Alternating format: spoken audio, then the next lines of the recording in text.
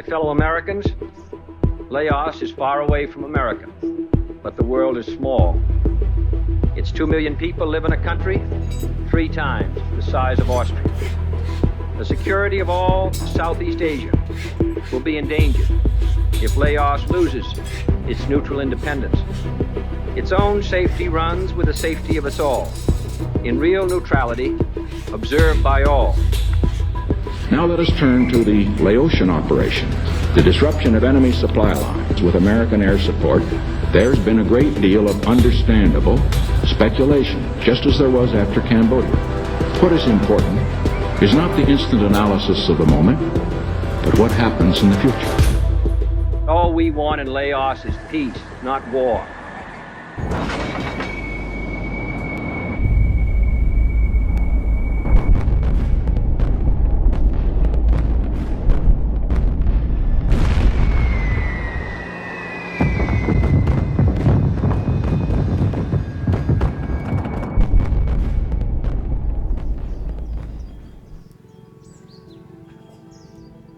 เอาลงไปเอาเครื่องนะพวกยุพองอยู่เพราะว่าโยนเอาเครื่องมาส่งแล้วพวกใต้ดินเขาจะเราเห็นว่าเครื่องทำมันตกจะกลับไปห่างระเบิดใส่พอเรื่องระเบิดแล้วก็เพราะว่าเสียงขวดมันขึ้นแล้วจะก็นั่นน่ะจะก็ว่าอันนี้น่ะอุปสรรคเพราะว่าเงินสารตอนนี้ข้าพเจ้าก็บ่มีอยู่นอนลงหม้อลงแก๊สแล้วก็กลับเพิ่นก็มาส้มเอาก็ครบอยู่สุขพวงสอกอยู่น่ะอายุ30ปลายปี No region has suffered more from these bombs than Xieng Khouang province. It doesn't take long for anyone who comes here to see just how much the remnants of this war are ingrained into the daily lives of people here. There are people throughout this province who make a living off melting down scrap metal from this war to make silverware to sell. Fences, boats, and even houses are all built out of scrap metal from UXO and this war. Although the people of this province have learned to live with UXO in their daily life, that's still not a solution. But luckily, there are people working tirelessly to remove as much of this threat as they can throughout the province. Laos was called a secret war. It never happened. But on October 16, I think it was, 1969, Richard Nixon got up in the news and he said, there is no bombing in Laos. And I think it was about 2008, we found a general purpose 750-pound bomb, and it was dated, loaded, 16th of October, 1969. 51 years ago, the war ended. We're still finding this stuff, and we're still going to keep finding it. The country is littered. I first came to Laos in '99, straight out of the Australian Army. UXO became something that I have been involved in now for 18 years. It's a military problem that needs a military solution. The clearance team's role is to search the land with the large loop detector. In our case, searches to 1.5 meters. They find the readings, and then the level 2 team member comes along and excavates and checks those readings. We have to check every reading. We have to excavate every reading. If we get big bombs, the response team will then have to plan it, and it might take a week. And we do it because we want to make this country safe. We hope to improve poverty by employing and training more people, putting incomes into rural villages where we actually go and do our projects, making their land safe for their farming, their development, not just tourist sites. The farmers need land.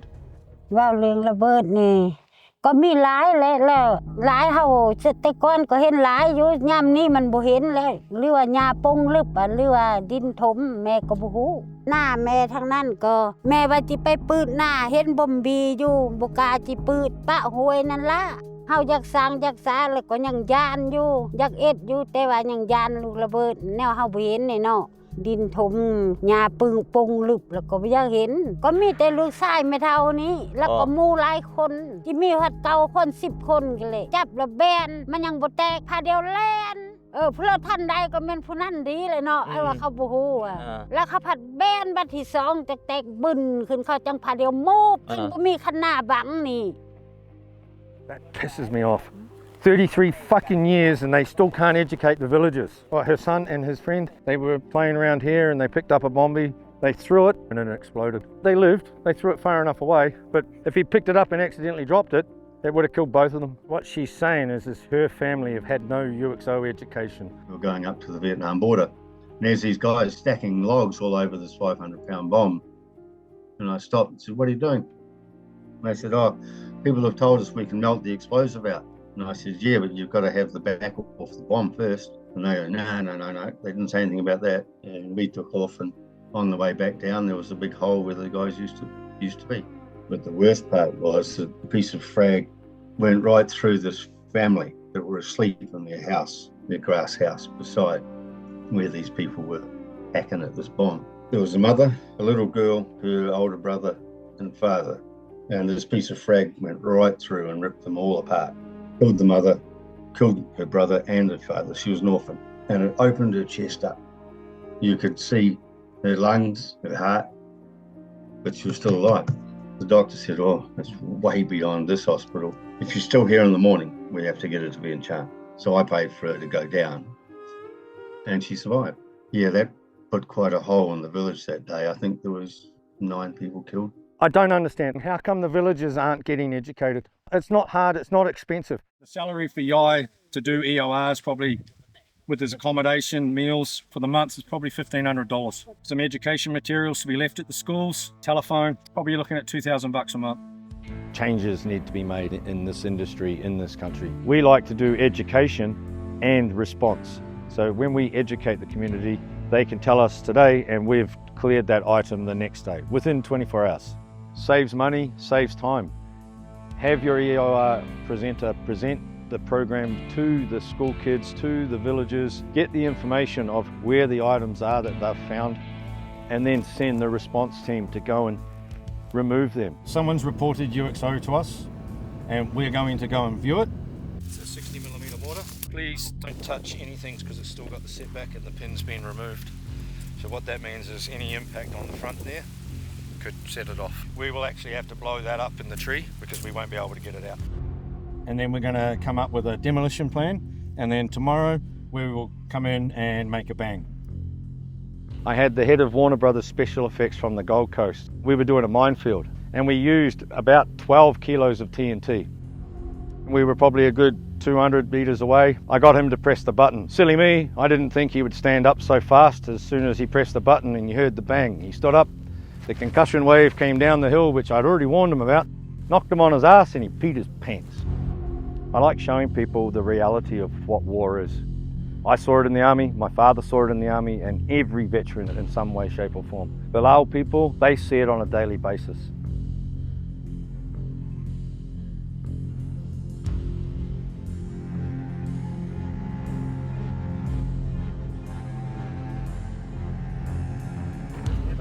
Our sentries will be deploying in the next 10 minutes, and you will start hearing them giving the warnings to the villagers.